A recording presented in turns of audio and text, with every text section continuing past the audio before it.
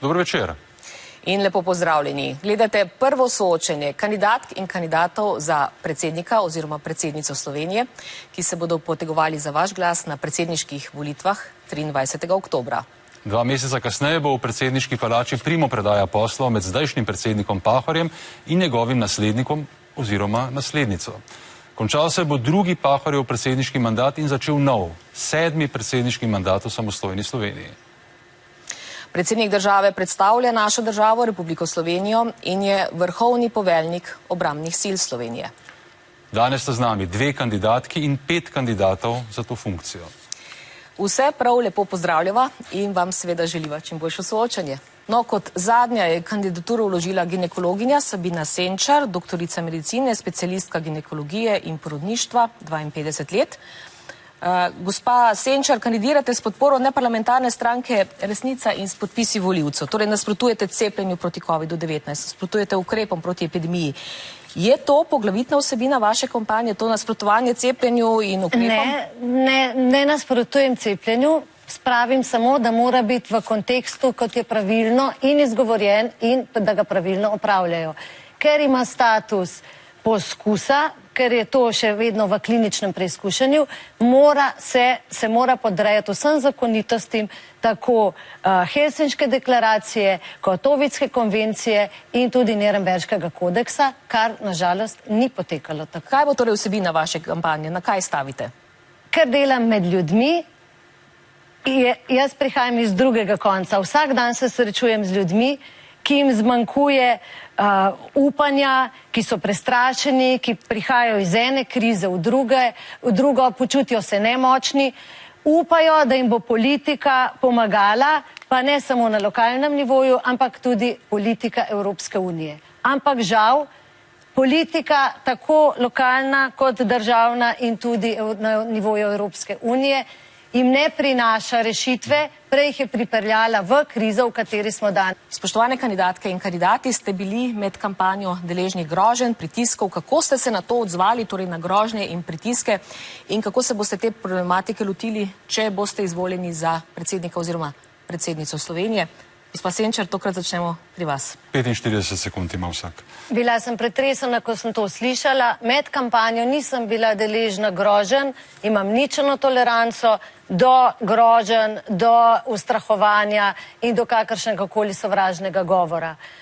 Sem pa že v življenju doživela tako sovražni govor kot grožnje, ustrahovanje. In kako ste se odzvali na to? Ste prijavili grožnje? Kadar se je dalo, sem prijavila, kadar se ni dalo, se ni dalo. Zakaj ste se odločili, da ne?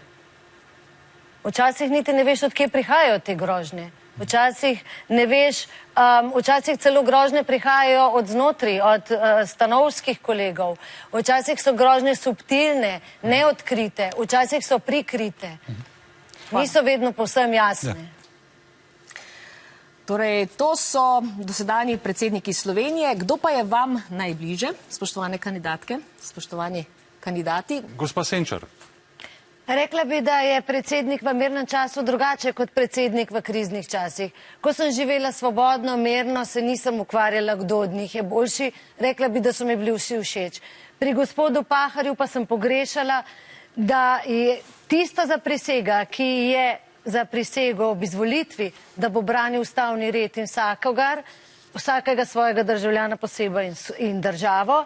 Tukaj je pa on odpovedal. Tukaj se pa ni zavzel za nobeni kršitvi, ne osnovnih temeljnih človekovih pravic, ne pri kršenju demokratičnih načel, ni se postavil za svoje državljane, za vsakega posebej. Spoštovani kandidati, kandidatke, kaj iz mandata predsednika Pahorja bi obdržali, česa ne bi, torej ohranili, in pod vprašanje, kako boste kot predsednik komunicirali na družbenih omrežjih, kako bi se vi kot predsednica države ukvarjali s spravo v Sloveniji, s temi vprašanji, ki so povezani s spravo? Predsednik ni samo avtoriteta, moralna, ampak je tudi zgled.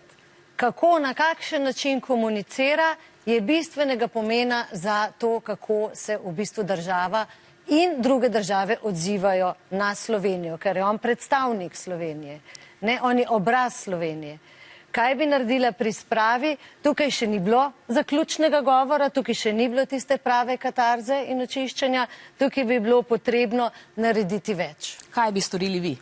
Jaz bi zagotovo, tako kot se naredi v medicini, bi najprej postavila trdno diagnozo s tem, da bi sama ugotovila, kaj je bistvo spora, in potem bi se s posameznimi deležniki poskušala dogovoriti, da bi jim približala, naredila prostor, kjer bi bil ta pogovor in sprava možna. Predsednik Republike Borut Pahor se je 20. septembra po telefonskem pogovoru s predsednikom vlade odločil, navajam, da bo, glede na vse okoliščine, tako so zapisali v sporočilu za javnost v predsednikovem uradu, podpisal ukaz o odpoklicu veleposlanika v ZDA Toneta Kajzerja. Hkrati pa je predsednik izrazil nezadovoljstvo, ker je vlada sprejela sklep o odpoklicu brez predhodnega posvetovanja z njim, saj po že sprejeti odločitvi vlade ni imel več možnosti za morebitne drugačne rešitve. Predsednik države je tudi upozoril na vprašanje sorazmernosti predlaganega ukrepa oziroma doslednosti takega ukrepanja v vseh podobnih primerih. Spoštovani kandidatke in kandidati, kako bi vi, recimo temu primeru Kajzer, ukrepali, če bi zasedali predsedniški položaj? Bi se zavzeli za tudi več pristojnosti predsednika republike, denimo za nekakšen predsedniški veto ali ustavni veto? Ker je predsednik republike nekako obraz Slovenije in kralj demokracije, diplomacije, bi moral sodelovati nujno tako pri imenovanju, kot tudi pri razrešitvi diplomatov. Jaz mislim, da tukaj brez posvetovanja s predsednikom ni pravilno, da se odloča državni zbor o tako pomembnih stvarih. Vi torej ne bi podpisali tega odpoklica, oziroma kako bi ukrepali, če bi se znašli? Ne bi podpisala. Predvsem bi pa moral biti konsens. Kadar gre za diplomacijo, predsednik republike ne bi smel biti izključen iz tako pomembnih odločitev. Torej, poleg volitev pa se nam morda obetajo tudi 3 referendumi o vladi, o Radioteleviziji Slovenija in o dolgotrajni oskrbi. Volivci bi odgovarjali na 3 vprašanja. Poslušajmo. Ali ste za to, da se uveljavi zakon o spremembah zakona o vladi Republike Slovenije, ki ga je sprejel državni zbor na seji 22. junija 2022? Ali ste za to, da se uveljavi zakon o spremembah zakona o dolgotrajni oskrbi, ki ga je sprejel državni zbor na seji 21. julija 2022? Ali ste za to, da se uveljavi zakon o spremembah in dopolnitvah zakona o Radioteleviziji Slovenija, ki ga je sprejel državni zbor na seji 21. julija 2022? Spoštovani kandidatki, spoštovani kandidati, v naslednjih 45 sekundah vas prosimo za pojasnilo, kako bi se opredelili do teh 3 vprašanj. Gospa Senčar, kako boste glasovali, če bi do referendumov prišlo? Vse 3 zakone potrebujemo. Predvsem imam pa tukaj le eno težavo. Res je, da vsak, ki pride na vlado, želi imeti medijske hiše pod svojim okriljem, kar seveda ni dobro, je treba čimprej depolitizirati vodstvo medijskih hiš. Nisem pa 100%, če na način, kakršen je bil svet predlagan, če bo res popolnoma nepolitičen.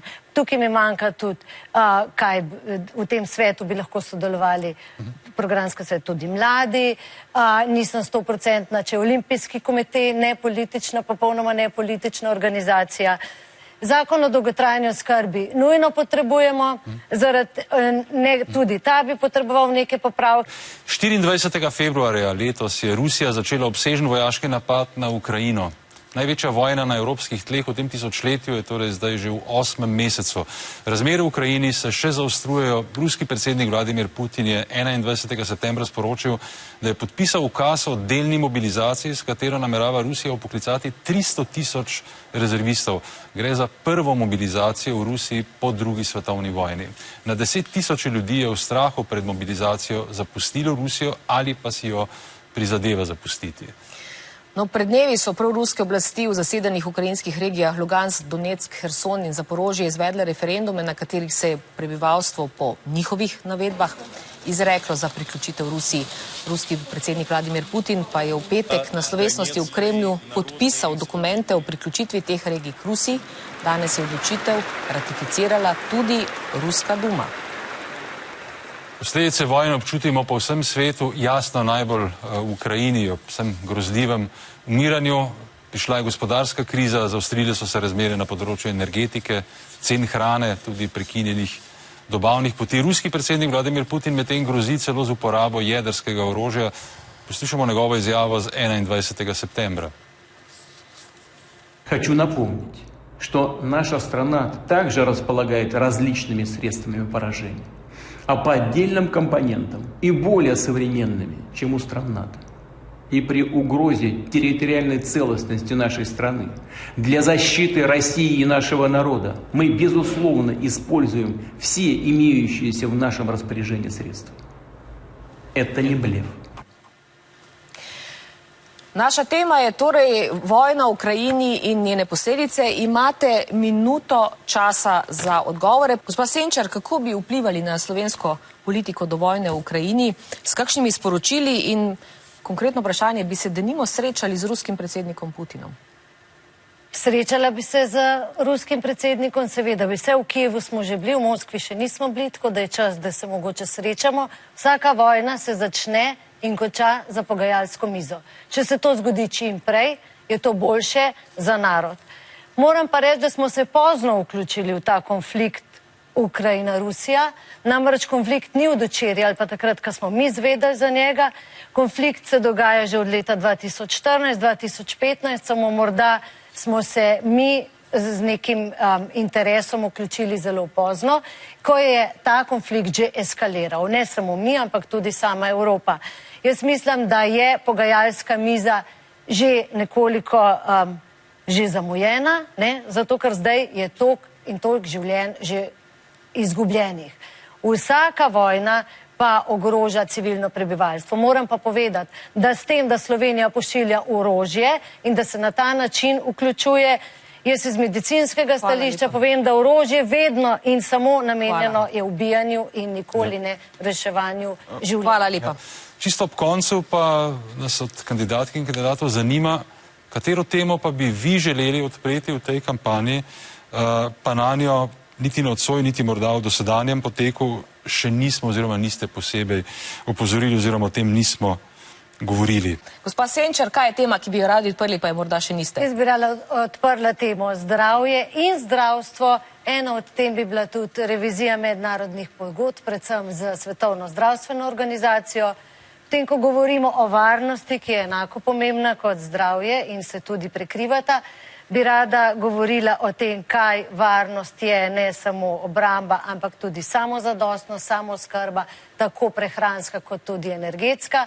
Potem bi rada spregovorila o odnosih državljanov do državnih aparatov, tako na mikroravni kot na makroravni, potem kasneje pa tudi v mednarodnih odnosih, ampak predvsem, kar se tiče zdravja, je povsem vseeno, ali je to državno zdravstvo ali je privatno zdravstvo. Za pacienta edino, kar je pomembno, je to, da ima on dobro oskrbo. Kako pa bomo to omogočili, pa ni pomembno za samega pacienta. Najlepša hvala vsem. To je bilo prvo soočenje kandidatk in kandidatov za položaj predsednika Slovenije.